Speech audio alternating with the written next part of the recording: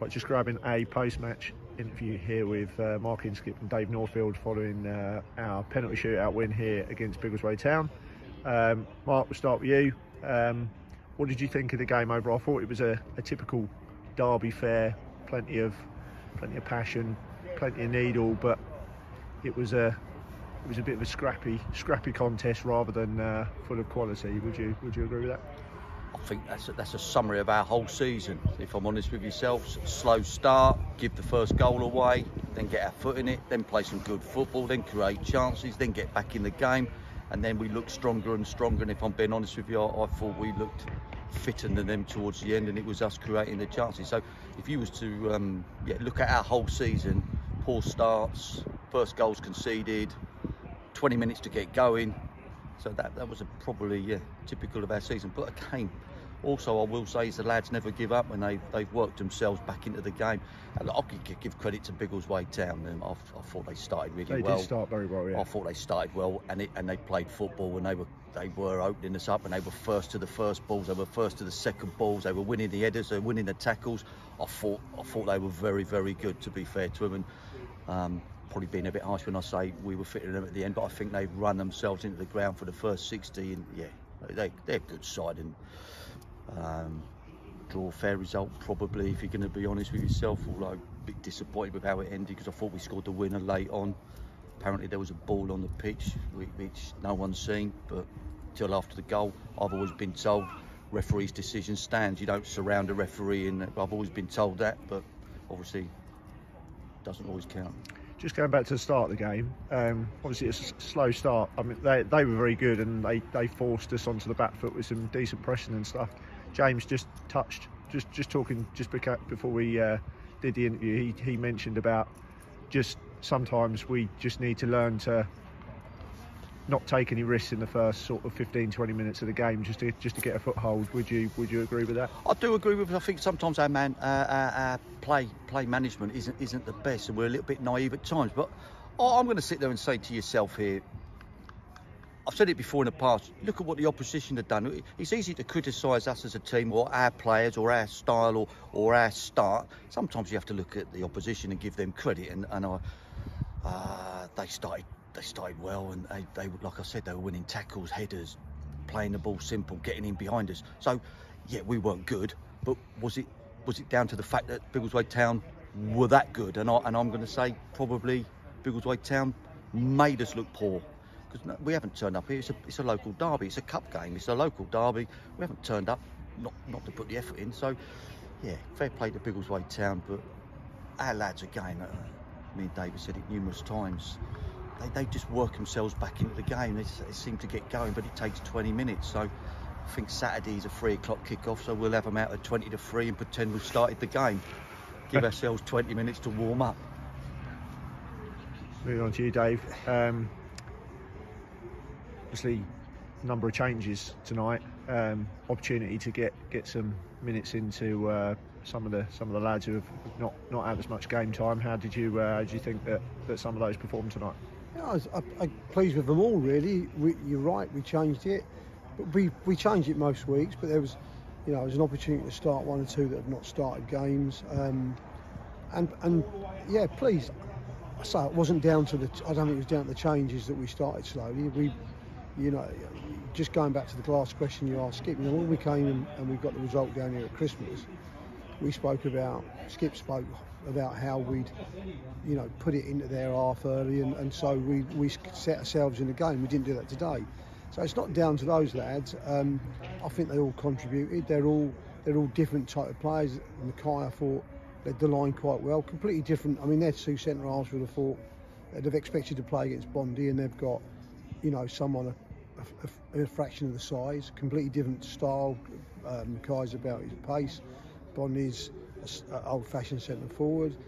Lee, some good touches, done well. Reece, we wanted to bring in because he'll start the game Saturday. Thought Reece had a good game. We ended up taking him off just because we will not have any cover for him at left back Saturday, so we made that decision.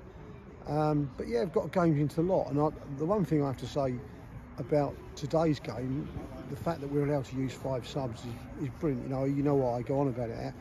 why on earth step 4 and step 3 don't, I don't know, that we can go to the siren session the other week, 3-hour trip, and 2 of the boys never gonna, you know, if you take 5 subs, 2 don't get any minutes. I think that's bonkers. So, and we showed from the subs that we made tonight, there's good yeah, options from bringing on absolutely. And we brought full. Yeah, we came. I mean, our bench had seven players in tonight. We didn't risk Bailey again, George. We had Dan Green, who was outstanding Saturday, and obviously we started Tyler today, so another one that. He did well. Tyler's fabulous, and I spoke to Dan Green last night. He's had, you know, Saturday he was man of the match and was outstanding. And as I said to him, like, and Dan was here supporting him. I said, Dan, look, if you don't want to come, you don't need to. No, I'm going to come and support him. He supports me. I just said to Dan, look, we need to get a game at Tyler, because if anything happens to you, and it did early in the season, the boy's not done anything. You know, I know he's still got his knee injury and his knee problems, but hopefully in the next 2 to 3 weeks that will be sorted. But he got his hands warmed up today, and you know, he's kicking up. I mean, he's created the equaliser with his quick thinking, with his kick. So he was great for us. But yeah, and we had and Keane, we didn't risk Keane, because Keane came off Saturday. He was named. He came off Saturday just with a tight groin. Just no need to risk him with Saturday coming up. So, and like I say, what a great thing to have, to be able to bring all those on. I said to the lads in the change room, the intention was to use all 5. We would have used all 5, but Keane said, look, not. We was going to bring him on for a penalty, and then we thought, who the hell do we take off? Because the only one we was looking at is Dan Newton, and I think Keane would have done too well at centre half for the last minute or two. So we decided to stay as we was. But yeah, pleased with all of them. Excellent.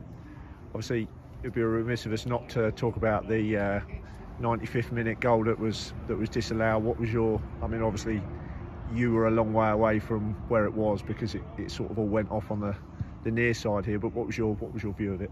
Oh, it's just frustrating. I mean, honestly, a minute earlier we were trying to take a free kick. That would be on the footage, and all of a sudden there's a ball appears from behind their subs bench, their bench there.